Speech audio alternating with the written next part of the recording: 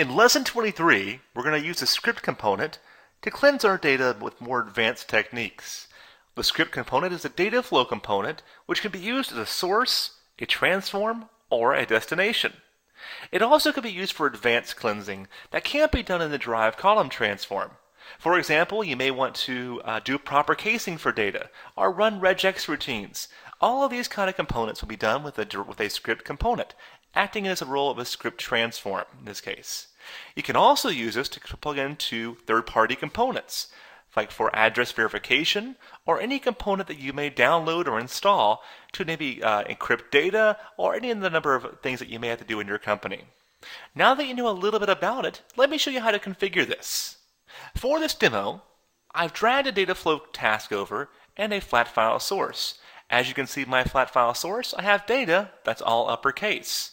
I want to cleanse this and have the first letter of each of these names be capitalized and then going forward be lowercase. There's a number of ways we can do that and other techniques as well, but we're going to do this just to kind of show the purpose of the script transform. So to use the transform, I'll drag over the script component. It's going to ask me, do I want it to be a role of a source, a destination, or a transformation? I'm going to select transformation this time and connect the two lines together.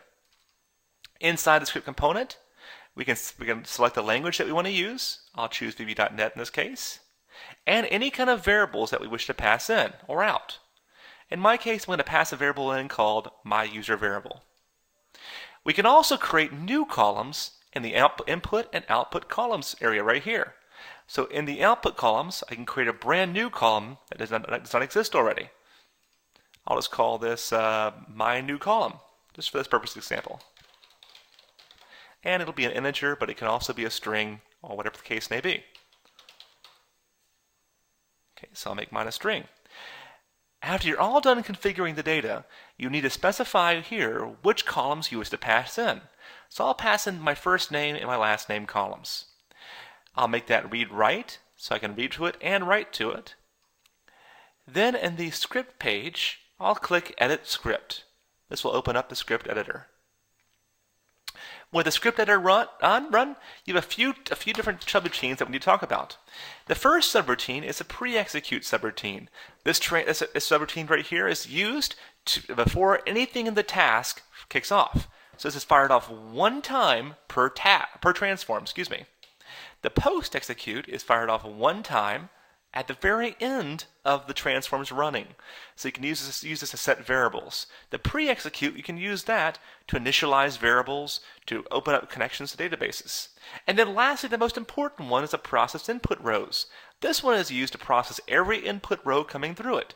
And you'll modify your code right here to do that. We're going to use row.firstName. And I want to write to row.firstName. It's going to pass a new value into that for every row that we pass through. In my case, I want to make this proper cased, which meaning the first letter is going to be uppercase and thereafter will be lowercase. So I'll do a string conversion. Oops, if I spell it right, there we go. String conversion. And I'm going to say row.firstName, comma, oops, and that'll be comma, make it proper cased, and enter. So in this one line of code here, every first name going through this will be cleansed using this formula right here. We can also point to things like my new column, for example, is equal to row.myNewColumn. That doesn't exist yet. First name plus me.variable. So me.variables is how we can point to an individual variable.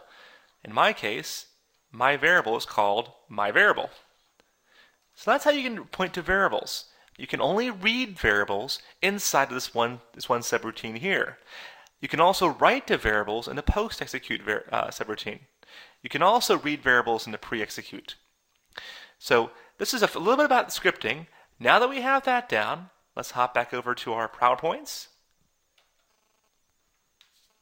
So let's try it now. In this section, you want to read data out of Lesson23 data.txt. You can obtain that file from the ROCS website.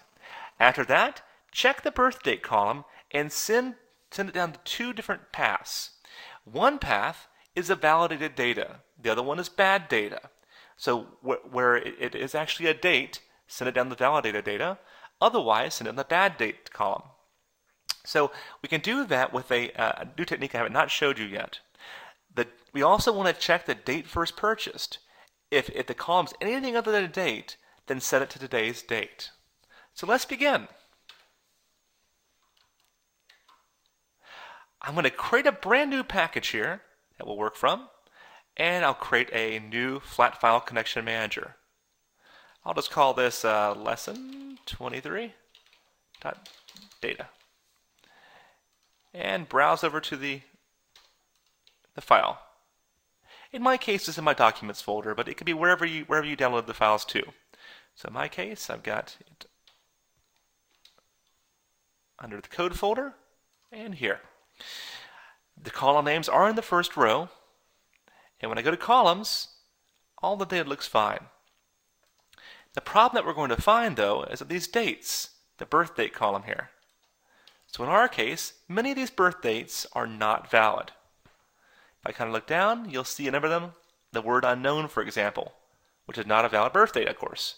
Also, we have another column over here which has other dates as well. This right here, date first purchased, which has AAA. So those kind of things are going to give us problems. There's one more thing we need to address. In the advanced page, for email address, 50 characters a string is not long enough, so I'll make that 100 characters. Because the date column can have incorrect data, we cannot change this birth date column from a string into a date, so we have to expect bad data. So I'll hit OK for the time being. Go to my data flow, create a new data flow, and drag a flat file source over. In the flat file source, point to that connection manager we just created, confirm all the data is there, looks good, and then hit OK. With that now done, we'll drag over a script component. We'll make it a transformation, hit OK, and drag that into this. Open the script component, change the language to VB.NET, and then go to Input Columns. As you can see, there are a few columns that we've addressed that we need to take in and to satisfy the requirements. Those are the two date columns. One of those dates, let me actually sort by column name here, was birth date. The other one was date of first purchased. The date of first purchase, I'll make that read write. So I can write to it. Keep in mind on that one, I'm going to set it to be equal to today's date if the date is bad. Okay? The other one, however, the birth date column, I'm just going to use that to direct the data one way or the other. Then under the output columns, let's go to output, and let's remove this output and create two new brand new outputs. Let's rename one of those. Where's the output 0? Let's rename one of those to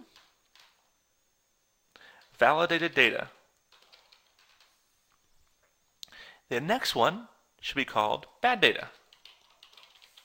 Once you have those renamed, go to the input 0 property and notice that the input here is 128. That's the lineage ID, or the ID that tells you where the data came from.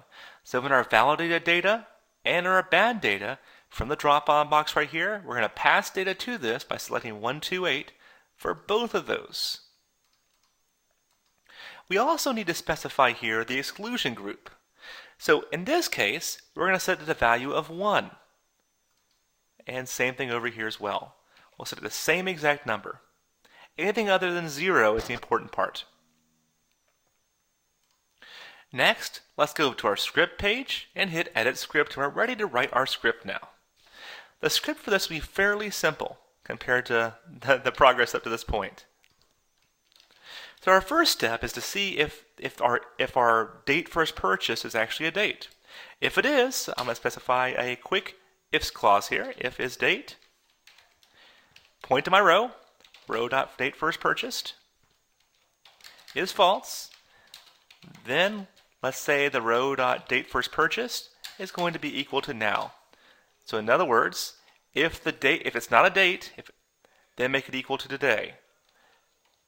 Okay. Otherwise, it will keep the existing date. There's no reason for an else clause there. The other one is a little bit more difficult. So if is date, row.birthdate. So I have the row.birthdate here is equal to true. So if it is actually a date, then let's send it down one path here. Row.directRow. This is the. If you don't see this, you made a mistake in our previous screen that we just were at. I'm going to direct that down to the validated data. Okay. Else, I want to do the exact opposite. Row.direct down the bad data. So I have two inputs here.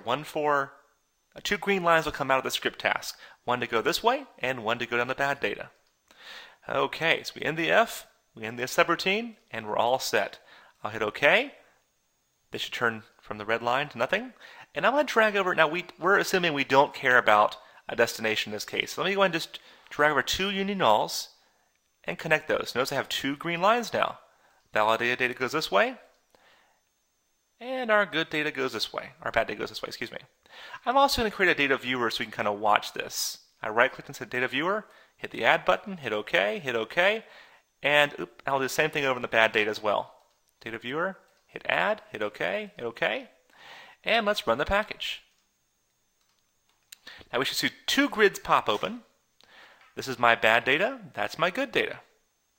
I'm going to close my good data, we know that's already good. But look at the dates here. So as I kind of go from left to right, we'll see some of the dates here are unknown. February 35th, no such thing. 0000, February 32nd, and 22. So very bad birth dates. Also, you can kind of slide over all the way over, and you'll see some of the dates here, which now have today's date, in this case, right here, because the birthday was bad, or because the date first purchase was bad. So 5 rows should go this way, and 18,000 go this way. If you have any errors at all, you can go to the progress page to debug those errors. So in this lesson, we learned about the script source, transform, and destination. The script is a more advanced derived column transform where you can do a lot more advanced type of logic, like regex routines, integrate with your devices for encryption, or doing cleansing like I showed you here, where we were directing data down two different paths, or checking to see if the date was there. It can also be used to create brand new columns. And it can integrate with third-party components, like your own DLL files. Now that we know about the script transform, let's now go into our conditional split transform next.